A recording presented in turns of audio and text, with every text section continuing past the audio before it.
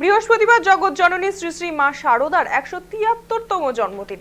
এই উপলক্ষে বেলুড় মঠে সকাল থেকেই দেখা যায় ভক্তদের দল। ভোর ৪:৪৫ মঙ্গল আরতি দিয়ে শুরু হয় পূজার্চনা।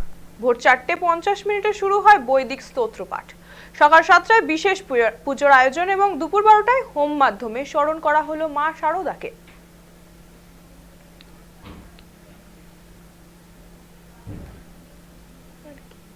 আগে যাব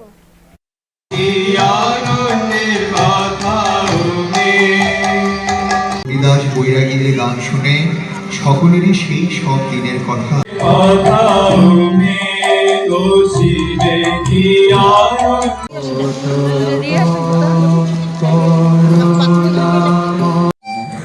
আবার সকলের পাপ গ্রহণ করে শুয়েছেন অসম্ভব। আমাদের মা তুমি যেমন কাছে কার মা